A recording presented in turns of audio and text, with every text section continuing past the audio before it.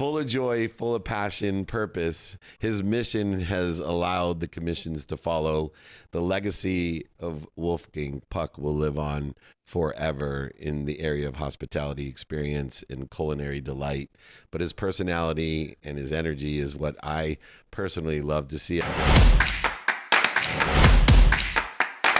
Welcome to Office Hours. I'm David Meltzer. We are here at the Sirius XM studios at the Wynn in Las Vegas, and we all know of Mr.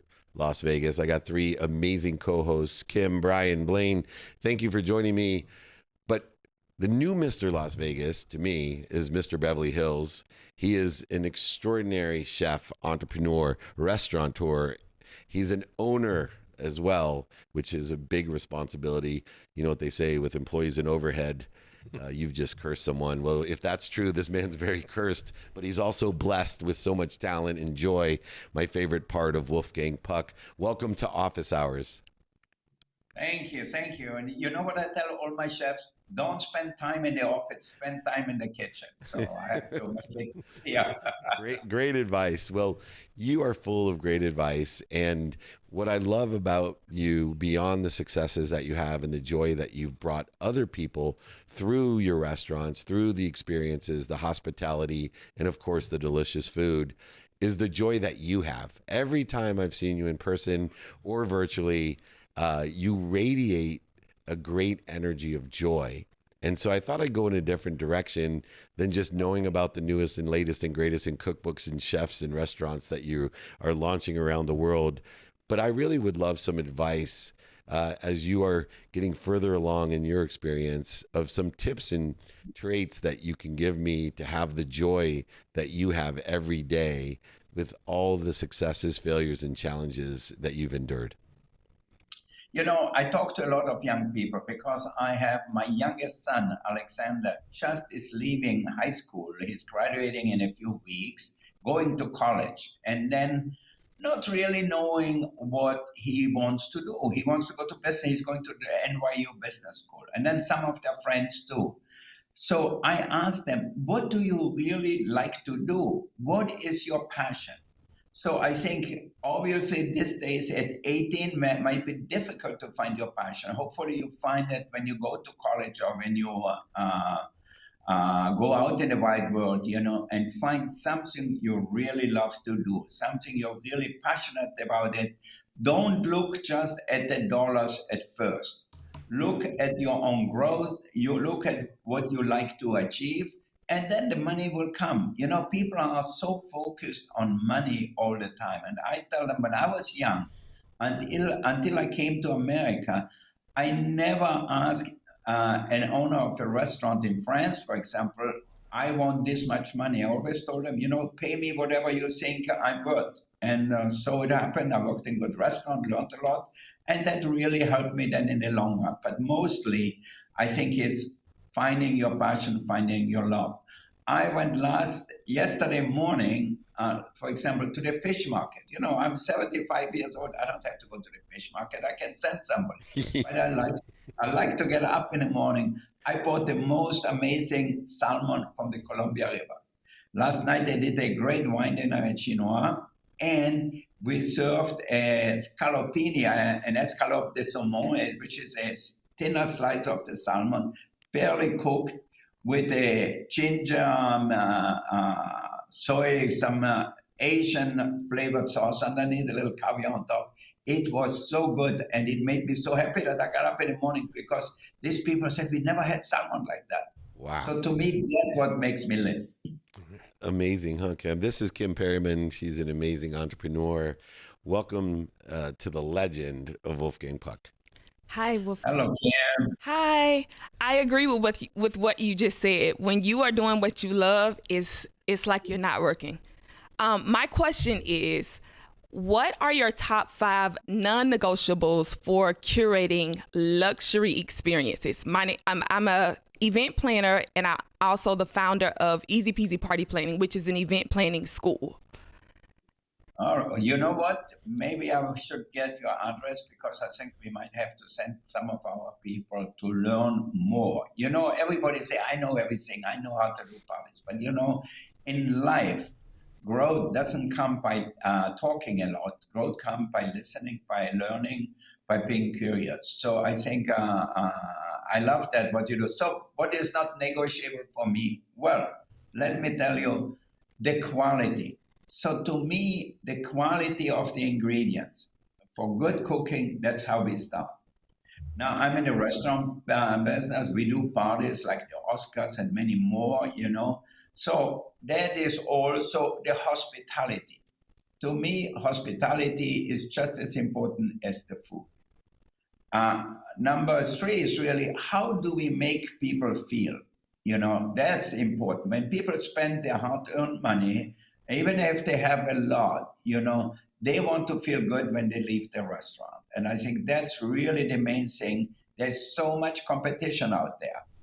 But if you make the people feel good when they leave, whatever you do to them, however you treat them, make sure that when they leave, they remember you, they might remember your name, they might remember the restaurant and says, I want to go back to this place because they felt taken care of. So I think that's really for me and for my staff, my managers, my guys who work with me, the women who work with me, you know, so that's really an important part. And to me, it's all about quality and having fun. You know, don't take it so seriously. This is not a heart transplant where the patient could die every second.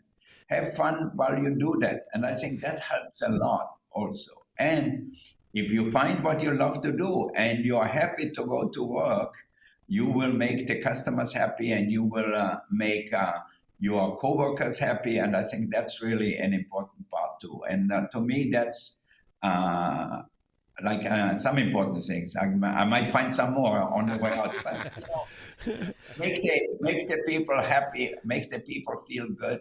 Even in the bank, like I told my banker, I said, you are in the hospitality business just like me. There are hundreds of banks out there. I can put my money anywhere. If they don't greet me nice, I don't want to walk into a bank and nobody says hello, nobody says, can I help you? And I just look around and say, where's the counter? Or nobody says, come over here. So it's so impersonal. You said, you know what? I don't want to go there. And I tell you one little story. It's a few years ago, maybe before the pandemic, I went to Barney's, Barney's, New York, the famous fashion store, department store in Beverly Hills. And everybody knows it's an expensive store. I know too. I went to buy 2 pairs of white jeans. I was going on vacation to Europe. And I walked up to the 4th floor, and there were 4 people in a little square on the computer. Nobody looked up, and nobody said hello. Nobody said, can I help you? And I said, this is crazy to have an exclusive department store. Why should I come here? Why should I give them my money if they don't treat me right? So sure enough, finally, I went to the counter where they were all looking at the computer, and I went like this, and I said, good morning. Is everything okay? Or what are you looking at the computer for? I'm the only customer here. And they looked at me and thought, this is a weird guy. And actually, one guy said something to the other. I overheard it. So, and I think what happened is 2 years later, Barney's filed for bankruptcy. Yeah. Mm-hmm. Yep. And yet here is Wolfgang Puck. Now, Wolfgang, you and I have been friends for a while, and I have been dying for you to meet Brian Burke.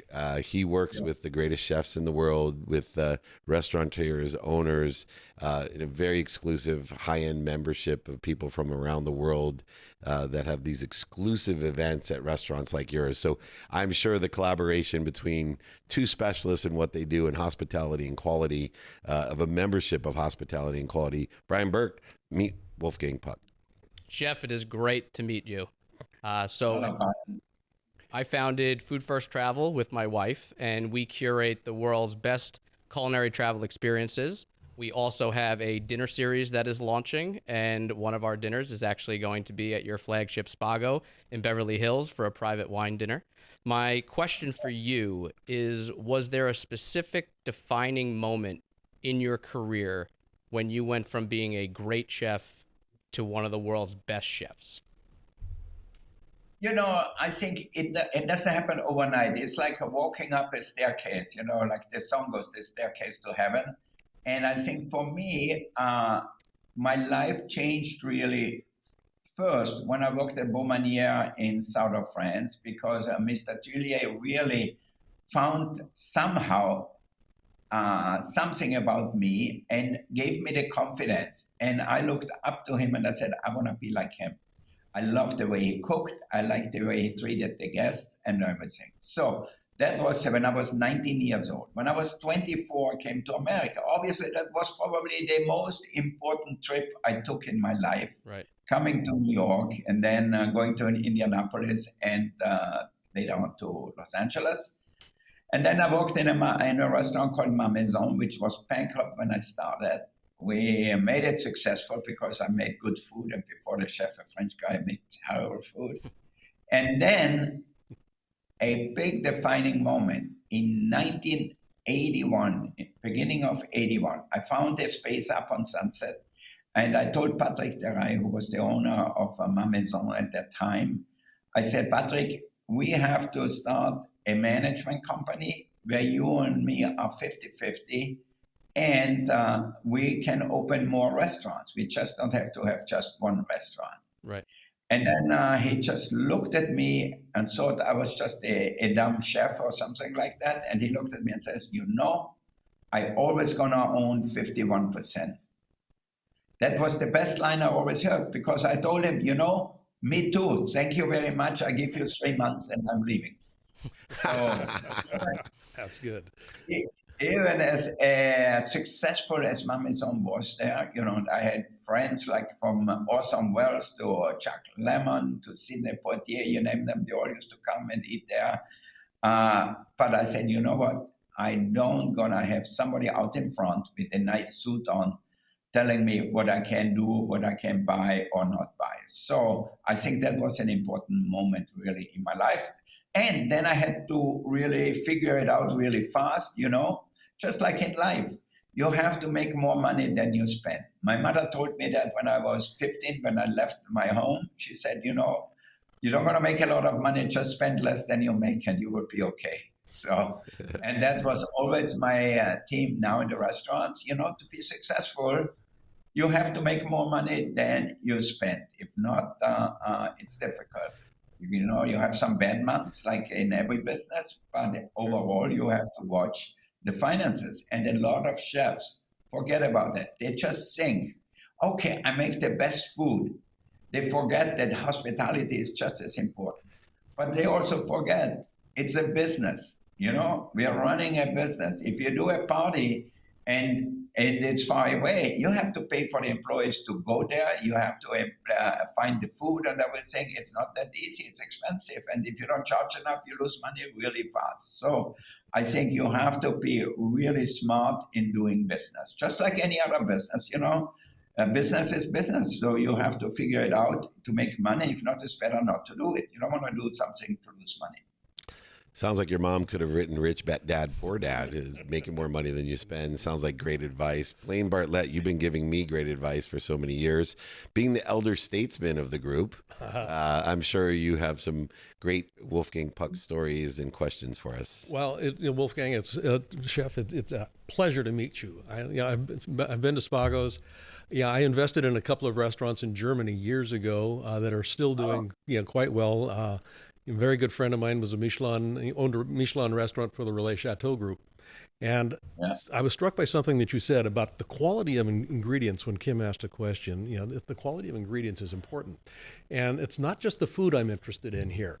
My experience at Spago, my experience of you just in terms of, what I've read and what I've consumed, and I use that word very specifically here, what I've consumed in getting to know who you are and how you work, is tied into how I see business. The purpose of business, from my perspective, is to create the experience to enhance the experience of living on this planet. And so when I come to a fine dining establishment, the experience is as important as the dining itself. And you mentioned something about your son, going to high school and finding his purpose. Part of what I've discovered in my life, I'm 76, you're 75, is that I think 76 soon. Yes. Purpose lives inside, and it's a question of it, being able to be called out. I don't go searching for it so much as I find ways to have it evolve and emerge. In your experience of your living life, with the restaurants that you've created, the experiences that you've actually curated, that area of love, what is it that you would say you love that you can't not have in the work that you do? Wow, you know what? The work I do makes me totally happy. And I tell everyone, must be very difficult for somebody who is unhappy at work, then go home and then change totally and be a happy guy at home, So I think to me, the restaurants have given me everything. Now I had two wives, they gave me each one two beautiful sons. So I have 4 sons, which is like the greatest things in the world, more important than the restaurant and everything. And then having one son, Byron, work with me and being passionate about it and hopefully continue. And so I don't have to sell the restaurants. I keep them in the family. It's a family business. That for me, I think, makes me proud. And I tell you also what makes me really proud is the longevity of the restaurant. Yes. Spago is open 43 years. Chino is open 42 years. I mean, how many restaurants are open for that many years in New York, in LA, or somewhere else? That's really unusual. But it shows that if we take care of the customers, they will come back and come back again and again and, get to our restaurant because they know they're going to feel good when they leave. Perfect. Now, what was your question? Did I say something? You nailed it. You nailed it. Yeah, as absolutely. Always. Yeah. As I'm looking out the studio window at my daughter, my oldest daughter who works with me, my heart was singing, and I understand the great fulfillment and purpose of being able to share your professional experience with one of your children is something I did not think I'd get to experience. So I do and will tell you, with 3 daughters and 1 son, that maybe you should still, before it gets too late, experience having a daughter. If you send me the recipes, I try. And if I knew, I'd be a billionaire. But very good. Full of joy, full of passion, purpose. His mission has allowed the commissions to follow. The legacy of Wolfgang Puck will live on forever in the area of hospitality experience and culinary delight. But his personality and his energy is what I personally love to see. I cannot wait to sit down. He keeps promising me I can come up, and I just haven't had the time to have a meal with him. I'm going to invite Brian Burke with us, of course, as well. He's doing an event at your restaurant, so maybe we'll all get together at his event where we all can. And it's any time you want to. I was just for a few days in Las Vegas. I went to the fight on Sunday night. Inoue, he was fighting great fight, and Bovero and Lavia, good friends of mine. So I think was really good. And then I went over to our bakery, had breakfast there before I flew back. So I think it's really, for me, going to Las Vegas, hanging out a little bit with the guys, making sure they spend time in the kitchen and not in the office. It's always important. So I went to the bakery downtown on Main Street, and I said, guys, don't spend time on the computer. You're not going to make the guests happy on the computer. You're going to make them by talking to them, by taking care of them. Great advice from a very wise man. A joy to office hours. Thank you so much, Wolfgang Puck.